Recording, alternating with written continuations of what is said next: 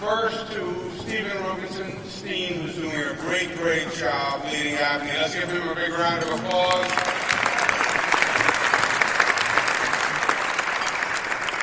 Stephen is exactly right. The census is a big deal. We have to all do everything we can to make sure it's counted, and ABNY has already taken the lead, and New York State will be a partner with ABNY and many other groups in making sure we count every New Yorker.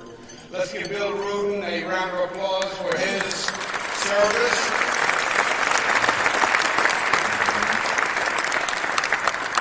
He also did double duty on the budget this year, so I want to thank him for that.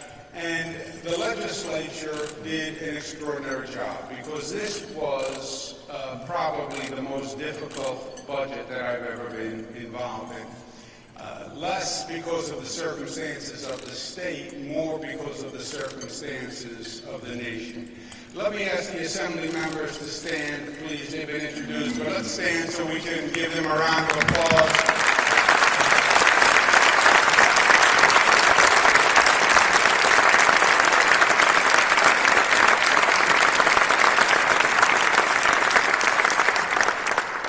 We have members from the State Senate who are here also. They were also introduced, but please stand so we can give them a round of applause.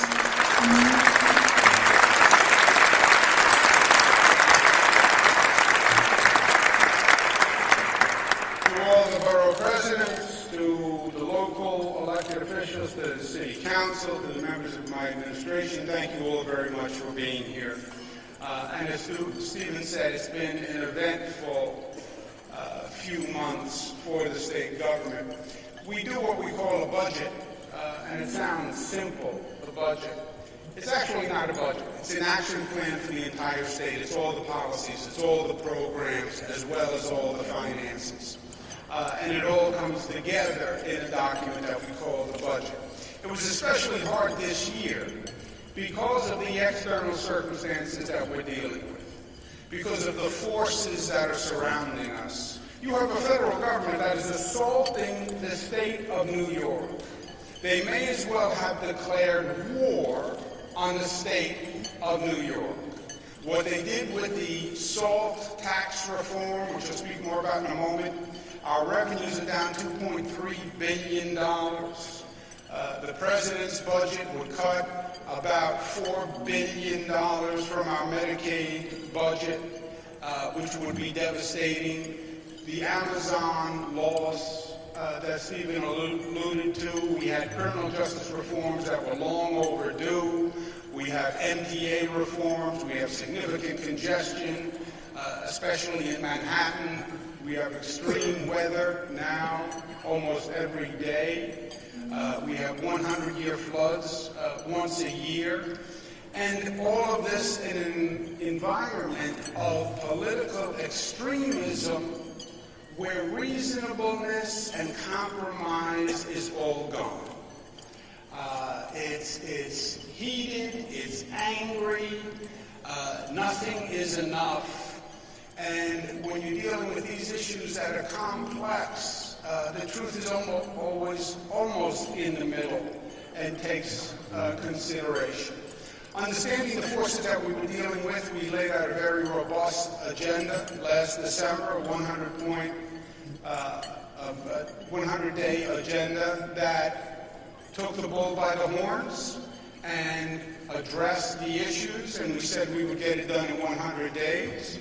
We got it done, and I again want to applaud the legislature for making some of the toughest, most meaningful reforms that this state has ever made. We start with criminal justice reforms and ending a cash bail system that was a disgrace. You look at Lady Justice, she wears a blindfold, she's holding scales of justice. When did we ever say that the decision on whether or not to release a person should be based on wealth? And that's what the cash bail system is. If you can afford to pay bail, you leave and you go home. If you can't afford to pay bail, you go sit in Rikers Island and wait 1, 2, 3 years before you even get your day in court in one of the most abusive, worst jails in the United States of America. It is long overdue. Speaker Heastie's been working on it for years. Assemblymember Latrice Walker was working on it for years. We made a reform 90%.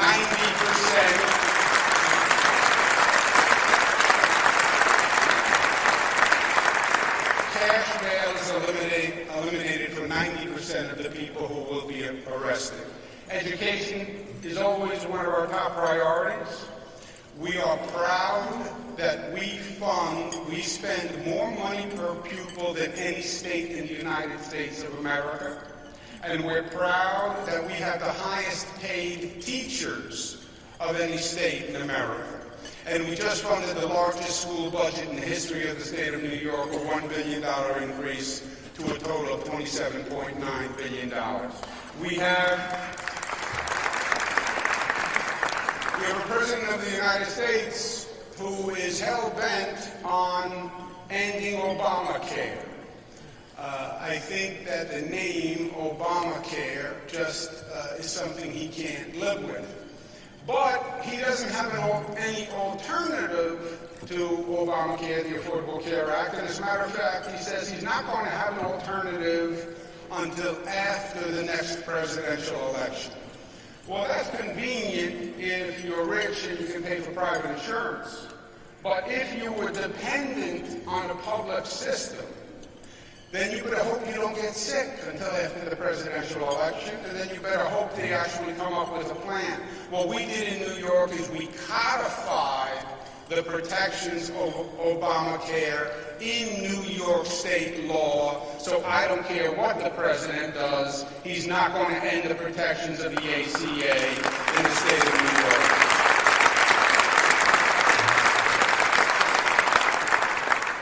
We have the boldest women's agenda in the United States of America. I'm proud to say it began by passing a Roe v. Wade to protect the women of New York State. When you have a president who says he wants the Supreme Court to roll back Roe v. Wade, mandated coverage of IVF, which is a first, which will help thousands and thousands of women, extended rape shield protections, we reformed the domestic violence protections, and we increased funding for child care programs. We launched the Green New Deal, which is going to be the most aggressive in the United States of America, 100% carbon-free by 2040. No other state is being that aggressive. We are banning plastic bags, which is long overdue. They have been a blight on this city and state for many, many years. You see them hanging in trees in poorer communities like bizarre Christmas ornaments. They are all over the waterways. There's no reason for them. It's about time we banned them. We tried for the past several years, and we got it done this year. We're blessed to have a legislature that passed the strictest gun control laws in the United States of America, called the SAFE Act. We have now even improved those laws by adding what's called the red flag law. These mass murders in schoolrooms. Over half the times the teachers will tell you that there were signs that the student was troubled before the shooting, but there was nothing they could do. What the red flag bill says is a teacher, a family member can go to a judge if they believe a person is troubled and could be a threat to themselves or others and can get their guns removed. It bans bump stocks and it extends the waiting period for purchasing a gun. Smart, common sense, and they will save lives in the state of New York.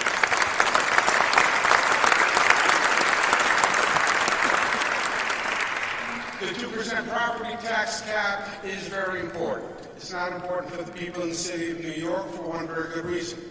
You don't have a 2% property tax cap.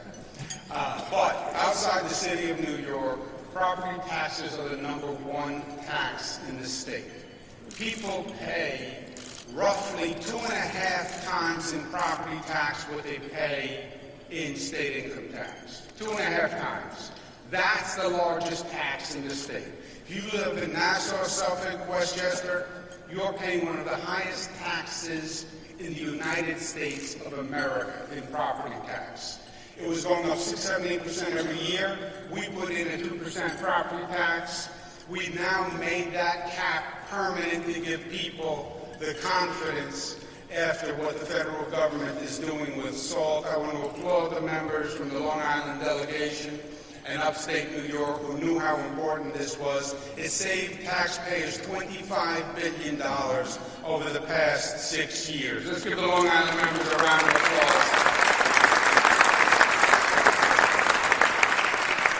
We cut middle-class taxes for New Yorkers earning up to $300,000. We call it middle class.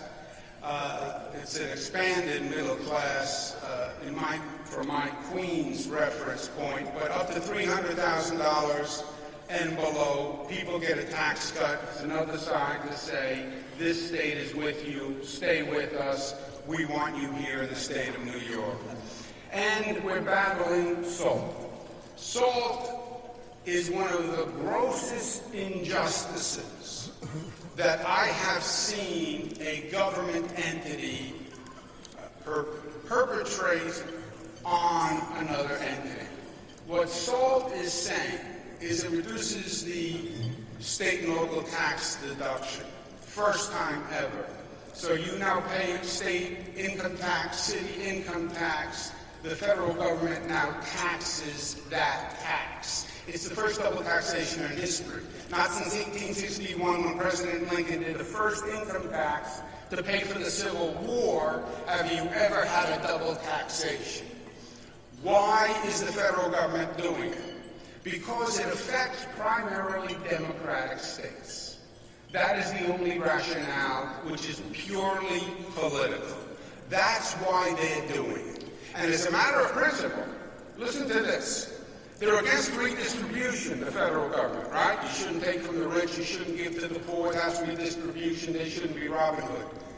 There are 40 states that take more money out of the federal till than they put in, and only 10 states in the United States that actually contribute more than they take, okay? So 10 states put into the bucket, 40 states take out of the bucket.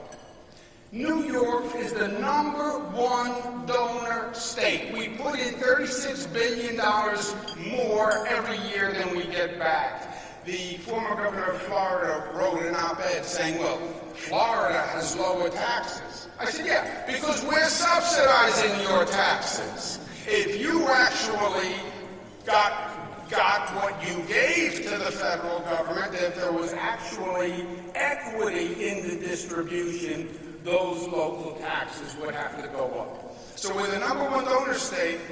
We put in $36 billion more. Under SALT, it would be an additional $15 billion that New York should pay. They want to talk about redistribution. Donald Trump is Robin Hood on steroids when it comes to redistribution. It increases taxes for many New Yorkers as much as 30%. We cannot allow it. It will change the economic trajectory of the state of New York. I'm working with governors all across the state. I spoke to the president about it. I met with Larry Kudlow last week. There's no rationale, there's no principle, it's all politics. But we have to join together and fight this. It's 15 states, and we have to make sure this is repealed, or we're going to have a different economic trajectory in this state. And I look forward to working with you on that. As Stephen mentioned, we kept spending down, 1.5%. The Republicans in the room say, how can that be? You're a Democrat. You Democrats like to spend money. It's a genetic flaw that you people are born with. That's not a nice thought that you just had. There is an old paradigm that said if government wants to do something good, you have to spend more money, more money, more money, more money. What they leave out is how you use the money. So our spending is at record low increases, lower than Republican governors. George Pataki, 12 years, his average increase was 5% a year. How can we be at 1.5? because we take the time to actually manage the government. It's not that our government is doing less. Our government is doing more than ever before. We're just doing it better, more cost-effectively, with more efficiency than ever before. But we are at a time when we cannot increase spending because we are already seeing revenue losses. But managing the government, it's not sexy, it's not fun, but it actually works. And as Stephen said, 9 budgets on time. You have to go back to Governor Lehman to find the governor who did 9 budgets on time. And again, that's the reasonableness and professionalism of the legislature. Of the 20 items that we discussed in December, the only one that we haven't gotten done is the legalization of marijuana. And we're going to continue to work on that through June. But we did take on the toughest issue. It's good to know there is one person here who is actually under the influence of marijuana. We did take on the toughest issue that has for decades gone without resolution. And it's always the tough ones that, by definition, have been around a long time because they're controversial and they're difficult, and politicians don't want to touch them because their hands get dirty. And that is really about the MTA. And I came to ABNY last February and I said, it is do or die. We have to make dramatic changes, and we have to do it now, no matter how uncomfortable. And it's M&M. It's about management and money. I'm not going to go to the people of the state of New York and say we should give more money to the MTA until I can say the MTA is better managed and they're going to use that money efficiently and effectively. I was not going to go for congestion pricing. I would not support a toll increase until I knew the management reforms were being made. And if the board wasn't going to make them because they were too difficult, then we can make them by law. And that is exactly what we did. You have to start by reorganizing the MTA fundamentally. It was set up by Governor Rockefeller, and they took the easy way out. The easy way out is you take 4 corporations, the railroad, Metro North, the subways, bridges, and tunnels, and you put one piece of stationery over all 4. You just create a holding company, but they left the 4 entities intact. 4 separate operating divisions with one piece of stationery. The MTA is huge. 70,000 employees, $16 billion budget. It's larger than 17 states' budget, the MTA itself. 155 employees earn over $250,000. Average compensation, $140,000. And we laid out a very aggressive agenda about what had to be done to reform the MTA. The legislature passed those reforms, all of them, and more.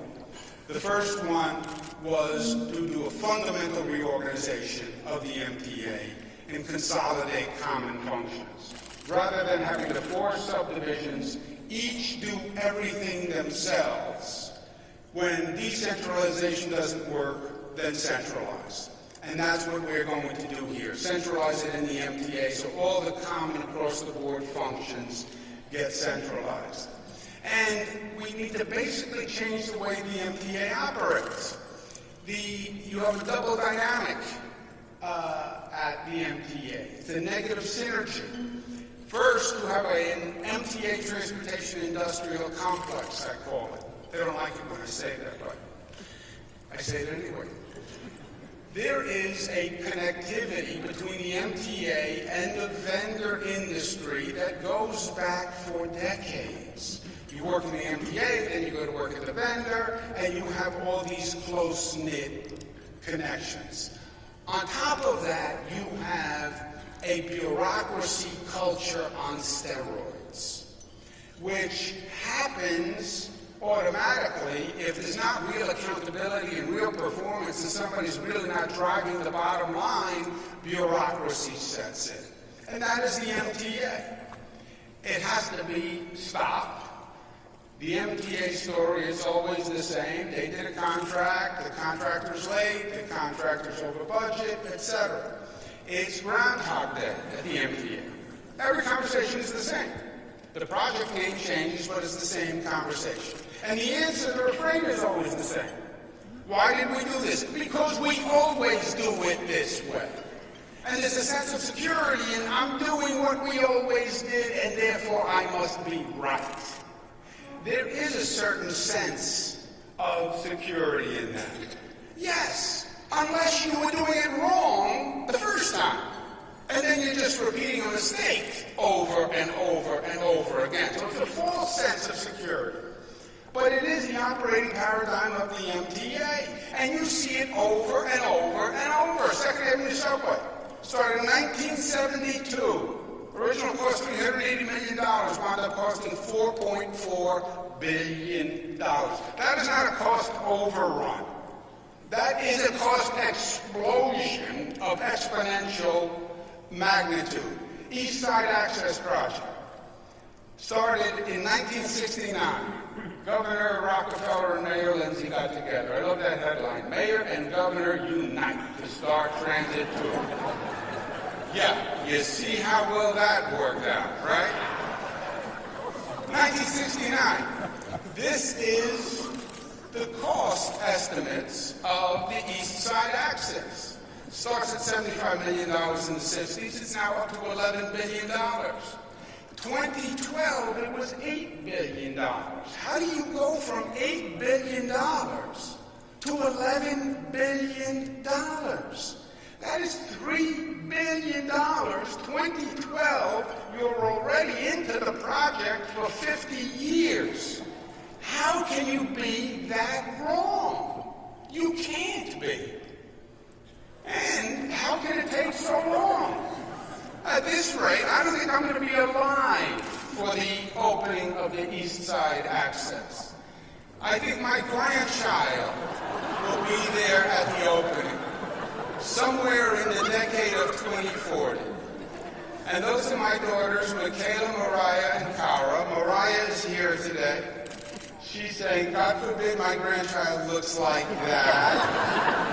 I would put that kid up for adoption. That's not nice. Remind you of me, always. What bothers me about this picture also is that Foy, Jano, and Stephen look exactly the same 40 years later. Only I'm gone.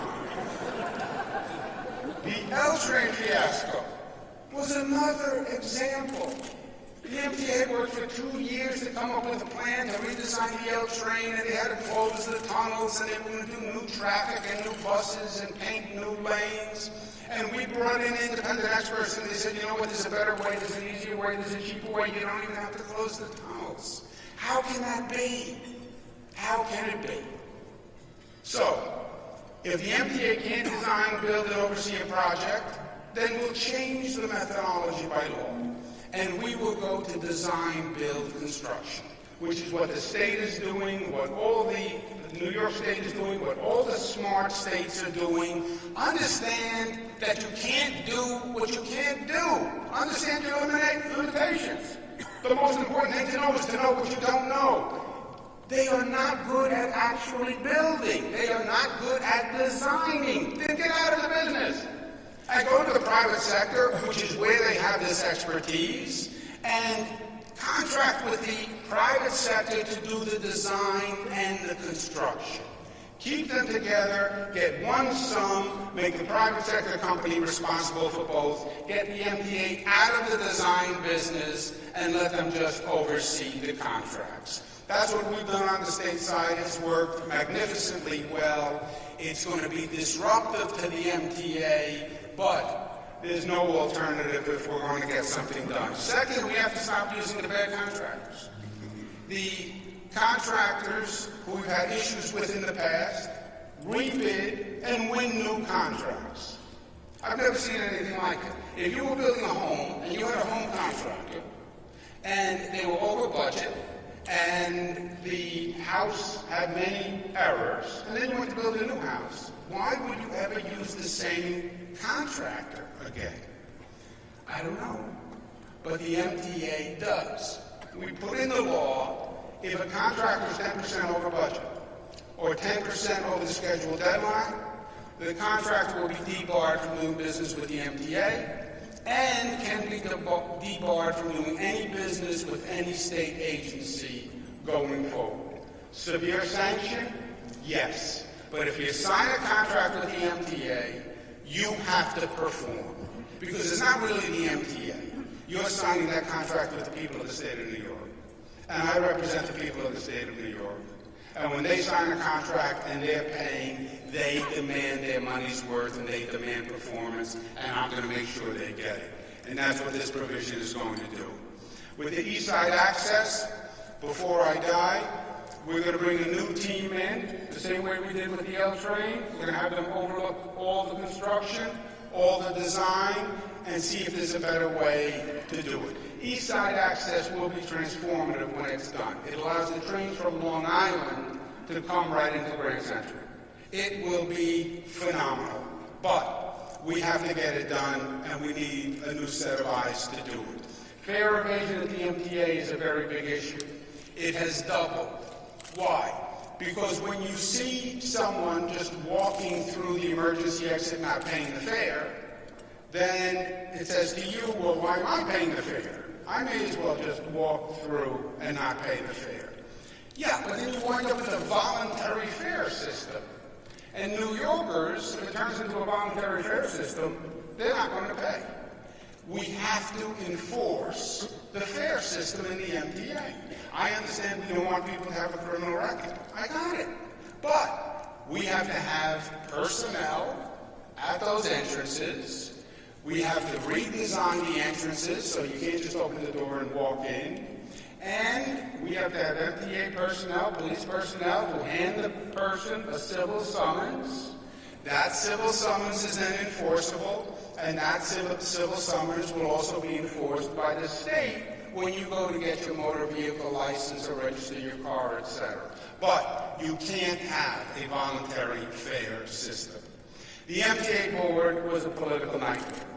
You had holdover appointments from people who were out of office. There was politics on top of politics on top of politics, and city politics and suburban politics. The state has no politics, so the state side was very easy. But all of their politics were difficult. It was one of the most dysfunctional boards I've ever seen. I had a suggestion for a new board that would be less politically problematic, because I thought they could get along better than the MTA board.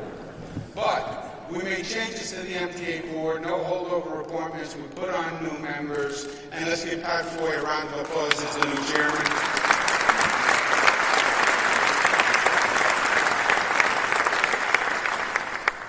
Also, only at the MTA, once the board acts, the governor, the mayor, the Senate leader, and the Assembly Speaker have the right to unilaterally veto the capital plan even after the board passes it. Why?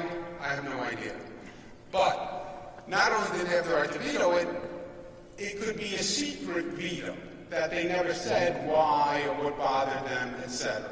That's gone. They have the right to veto, but it has to be public. They have to state their objections, and the MTA has to have a right to cure.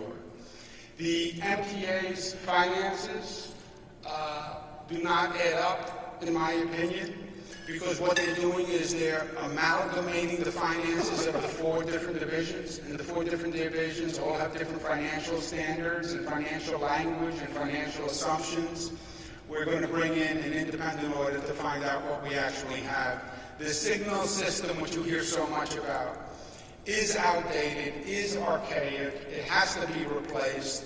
It regulates how fast the trains can run and how closely the trains can run.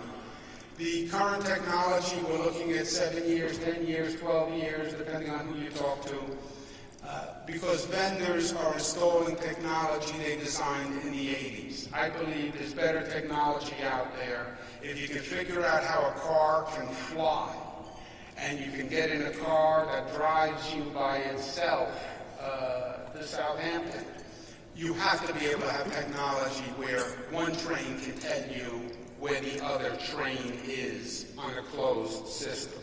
There's an ultra-wideband system that we're exploring, but we have to get creative and we have to accelerate this. The MTA also has to operate with financial integrity. New York State has a 2% cap each year. The MTA has to live within a 2% fare increase each year because New Yorkers deserve it. We also need a real capital plan. The range is now $30 billion to $80 billion.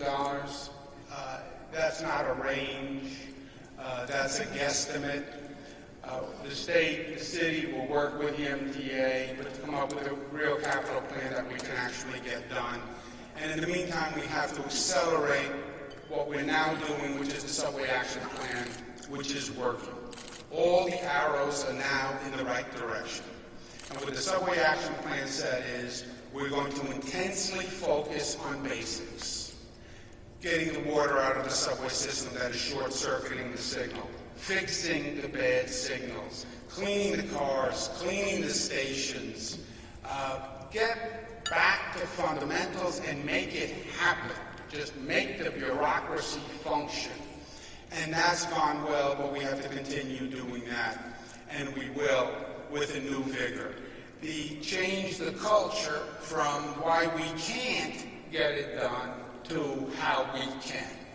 And that is a culture change, but the MTA is in the middle of that now. And then a reliable funding stream, so we don't have to guess every year, and that is going to be congestion pricing. And congestion pricing is an idea that is long overdue. It doesn't exist anywhere in this nation, but Singapore has done it, Stockholm has done it, London has done it. It's common sense. Toll the central business district. The tolls are estimated to raise $15 billion. The toll will be set when we know what the capital plan is, because the toll pays for the capital plan, so you need to know what the capital plan is first. We also have to put in electronic tolling infrastructure to actually charge it, and that's going to take about 2 years. All the yelling, well, this is going to be a big burden on the out-of-state, out-of-city, the out-of-borough people. Out-of-borough residents are not driving their cars into Manhattan. That's not how they come in. I'm a Queens boy. Only very rich people can drive into Manhattan. You have to pay the toll, you have to pay parking, $40, $50. Probably comes close to $100 a day. Brooklyn, 1% were driving in. Queens, 2%. Bronx, 1.9%. Most of the people driving in are driving in from outside of the state. And it will also reduce congestion. We have to get congestion down in Manhattan. Buses don't move. The average speed now for a bus is 4 miles per hour. You sit in a car, you're better off getting out and walking, usually. You have to reduce congestion. And the only way to do that is to have a financial disincentive for cars driving in, or for cars just driving in for hire vehicles and constantly circulating in Manhattan waiting to pick up a fare. On top of the tolls, we have a $5 billion mansion tax that will be dedicated to the MTA, a $5 billion internet tax, which is a tax that was long overdue. There's no reason there shouldn't be a sales tax on internet sales. It's just another advantage for internet companies over bricks and mortar. But those funds will all go into a lockbox. They will only go to the MTA. I believe they will inure to the benefit of the Manhattan real estate interests when we have a better transportation system. 80% of the plan will go to New York City Transit, 10% to Metro North, 10% to Long Island. We'll fund major capital projects with it that are already underway. I want to thank again the Speaker, the Senate Leader, the Mayor who supported it, ABNY who did a great job, and the partnership. Let's give them a round of applause.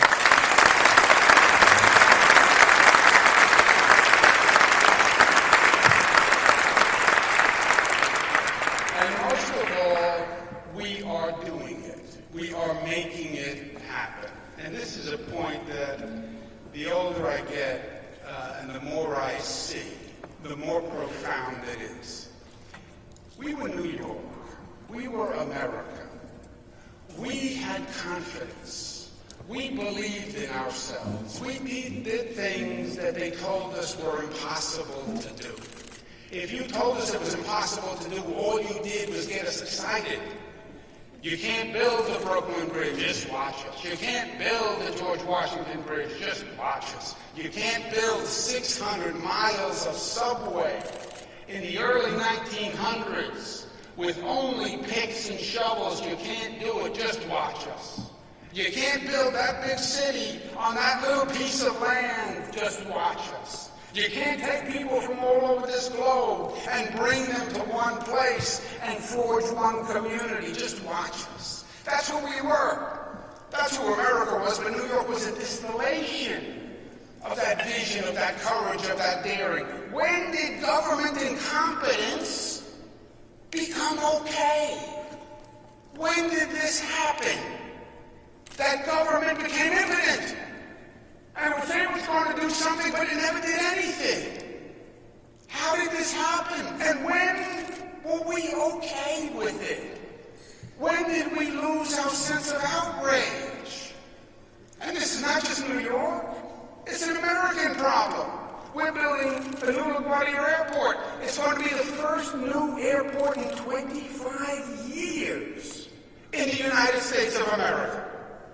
You've had 5 presidents promise we're going to rebuild, we're going to be rebuilding, I'm going to do money for infrastructure. Donald Trump, $1.5 trillion infrastructure. You know what? We got nothing. And it wasn't just Donald Trump, it was President Obama, it was President Clinton. We lost our confidence and our drive in saying we can do these things and we need to do these things. And by the way, when we're not doing it, not everybody else is standing still. All the other countries are building. I used to say when I was Health Secretary, if you're not building, the town down the block is. Nobody's waiting for you. It's a competition. And these other places are developing, and we're standing right where we are. Maglev trains, we talked about it 25 years ago. Now China has trains that go 268 miles an hour. They're building tunnels, they're building longer bridges, they're building magnificent infrastructure. And we have lost our ability to do it. It costs us governmental credibility, and it costs us economic growth. It costs us both. I was speaking to a gentleman the other day, and he said, you know, I want to pass LaGuardia. They're building a LaGuardia. I said, I know. I said, I announced it 11 times that we were building a new LaGuardia. He said, yeah, but I never believed you. I said, what do you mean I didn't believe you? I said we were going to do it. What did you think, that I was not going to do what I said I was going to do? He said, exactly. That's what you people do. How did we get to this place? And how do we get from this place? You stop talking and you start doing. Congestion pricing, Mayor Lindsay proposes it in 1966. Rockefeller proposes it in 1973. Koch proposes it. Bloomberg proposes it. We got it done after 53 years. Moynihan Train Hall. President Bill Clinton, George Pataki stood up, announced it. 2005, Senator Clinton had the federal money. After 27 years, we're going to get it done. It's going to be done in 2020. Second Avenue subway, first proposed in 1919, because it was common sense. Governor Rockefeller and Mayor Lindsay, another big groundbreaking, 1972. Governor Spitzer, the first groundbreaking was so long ago, he came back, he broke ground again. Nobody even knew it was broken ground. We got phase 1 completed in 2016, and we now have funding to do phase 2. Kosciuszko Bridge, 2002, Governor Pataki launches the study to replace the 1939 bridge. After 17 years, we're going to get it rebuilt. Javits Center expansion, 2004. They said Javits Center is too small. 2006, Governor Pataki and Mayor Bloomberg broke ground. 2008, Governor Spitzer had a new plan. 2008, short-term Spitzer. Governor Patterson proposes another new plan.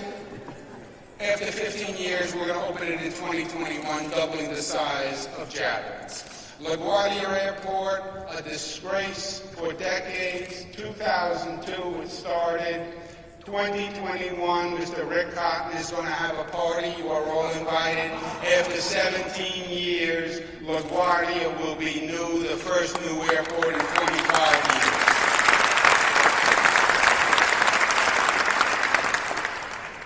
Downgrading the Sheridan Expressway, so you open that part of the Bronx to the river. Robert Moses, wherever he saw a river, was a place to build a highway.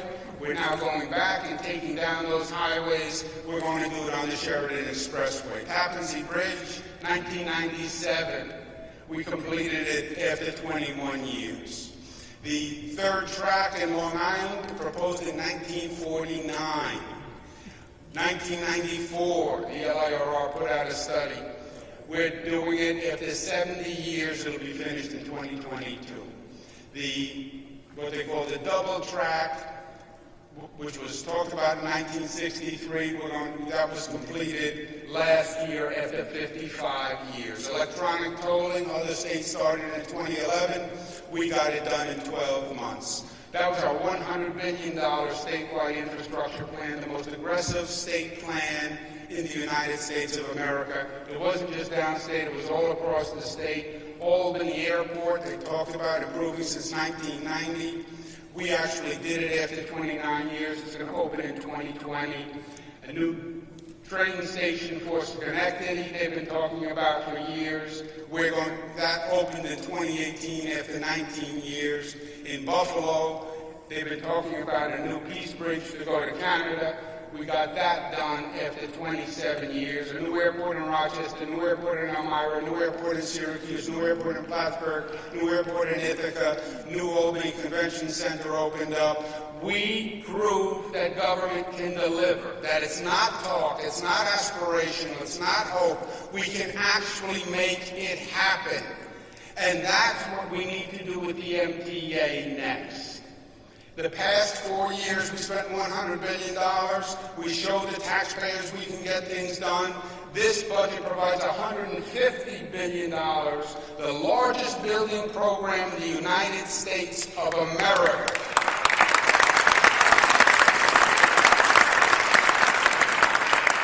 Over the next 4 years, I am willing to put my name on the line and tell you exactly what we are going to get done.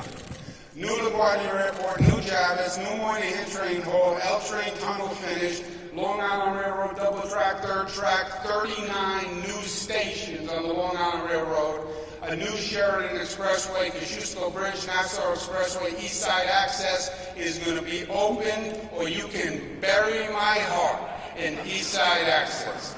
Congestion pricing will be done, JFK will be on the way, major service improvements in the Transit Authority, and the largest major wind turbine power system of any state in the country, which is going to be the economy of tomorrow.